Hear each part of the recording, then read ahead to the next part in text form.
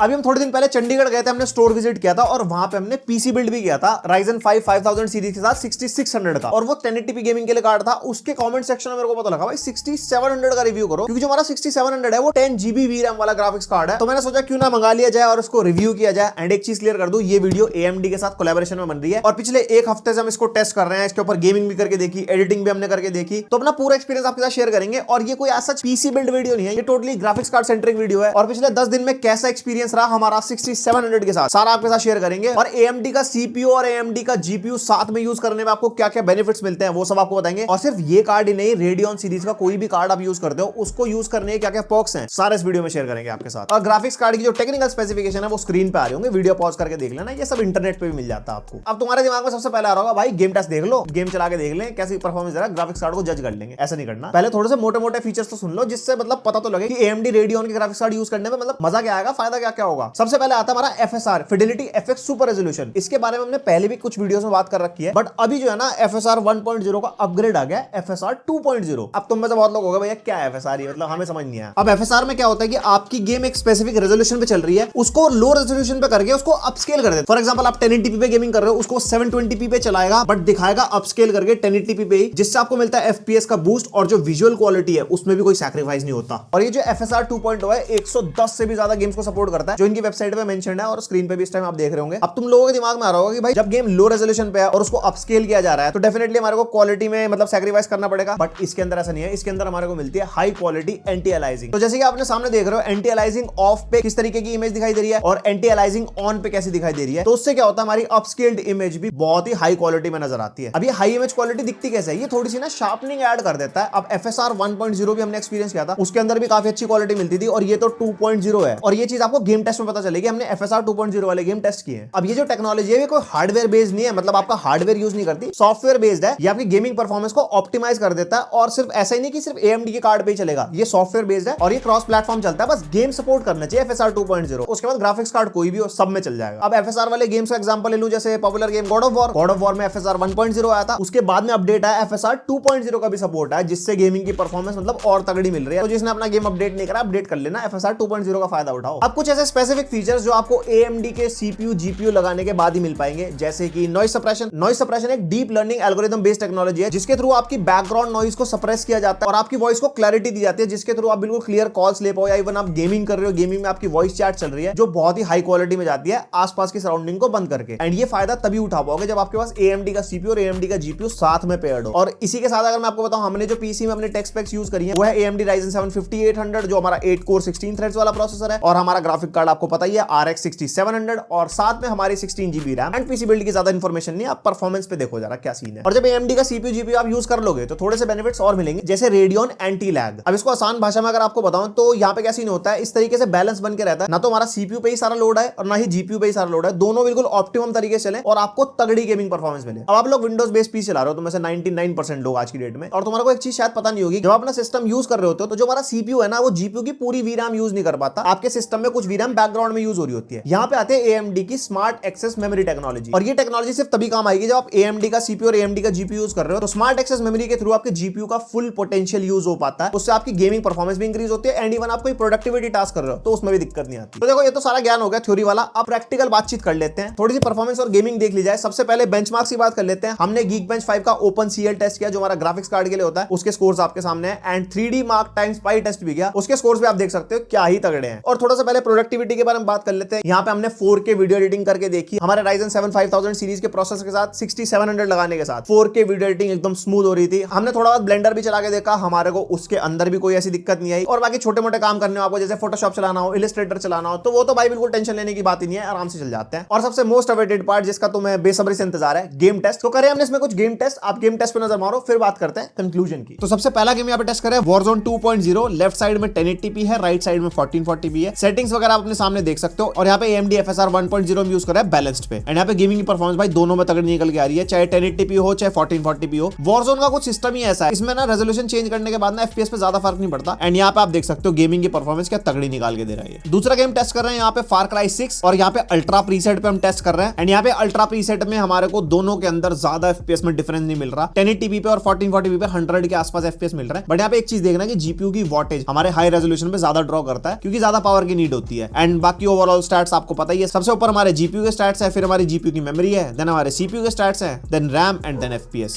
उसके बाद अगला गेम हमारा फोर्जा होराइजन 5 और यहाँ पे जो ग्राफिक्स का प्रीसेट है वो एक्सट्रीम प्रीसेट है और यहाँ पे एक्सट्रीम प्रीसेट पे आप देख सकते हो 1080p पे हमारे को 80 fps के आसपास मिल रहे हैं एंड इवन 1440p पे भी 80-85 fps के आसपास मिल रहा है। ओवरऑल मैं कहूंगा तगड़ा 1440p वाला ही कार्ड है ये क्योंकि 1080p और 1440p में ज्यादा डिफरेंस आ ही नहीं रहा है, कहीं कहीं आ जाता है, वैसे ओवरऑल 1440p गेमिंग के मामले में तगड़ा कार्ड मैं कहूंगा इसको। देन यहाँ पे हम टेस्ट कर रहे हैं गॉथम नाइट्स और ये हमारा FSR 2.0 को सपोर्ट करता है और उसको हमने रखा है बैलेंस्ड पे और जो ग्राफिक्स का प्रीसेट है वो हमने यहाँ पे चूज किया हाईएस्ट। एंड यहाँ पे भी आप देख सकते हो हमारे को FPS में ज्यादा डिफरेंस नहीं मिल रहा हमारे को 1080p और 1440p में, बट यहाँ पे मेरे को परफॉर्मेंस दिखानी थी कैसी देगा दोनों रेजोल्यूशन पे और बाकी गेम के स्टैट्स आपके सामने अब बार बार मैं क्या ही बोलूं। उसके बाद हम टेस्ट कर रहे हैं GTA 5 एंड जो यहाँ पे सेटिंग्स रखी है हमने वेरी हाई का मिक्सचर रखा है और यहाँ पे भी आप परफॉर्मेंस देख सकते हो क्या ही बढ़िया परफॉर्मेंस निकाल के दे रहा है 150 FPS के आसपास। एंड एक चीज मैं बताना भूल गया, जीपीयू के जो टेम्परेचर्स है वो भी काफी सही है, 60 के आसपास है एंड जो हमारा रूम टेम्परेचर था वो 23-24 डिग्री था, उसके हिसाब से आप देख सकते हो 100-140 वॉट तक भी पावर ड्रॉ करने के बाद भी हमारे 70 से नीचे टेम्परेचर है, तो जीपीयू के थर्मल्स भी काफी अच्छे से मैनेज हो रहे हैं। और उसके बाद हमारा साइबर पंक हम यहाँ पे बहुत दिन बाद टेस्ट कर रहे हैं एंड यहाँ पे हमने हाई प्रीसेट यूज किया है और यहाँ पे फिडेलिटी एफएक्स सुपर रेजोल्यूशन 1.0 का सपोर्ट है इसके अंदर, वो हमने रखा है बैलेंस्ड पे। एंड यहाँ पे हमारे को थोड़ा सा डिफरेंस मिला, 1080p पे 100 fps के आसपास आ रहे थे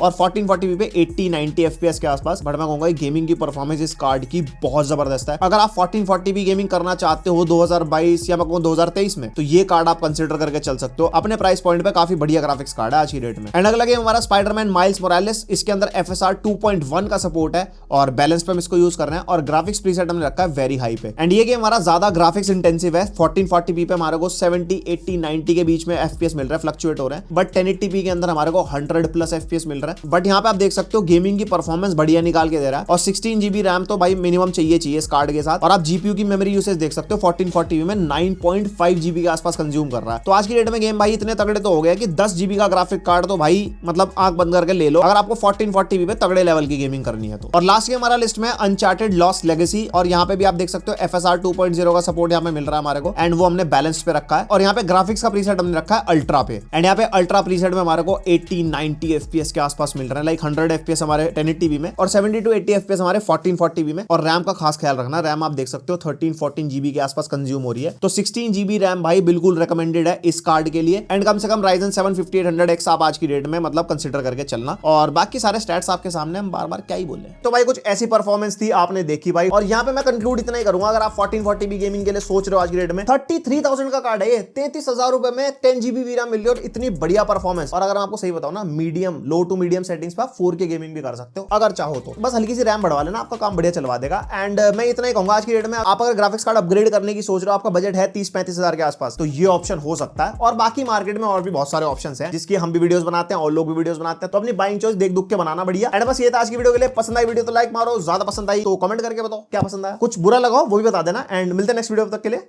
बाय।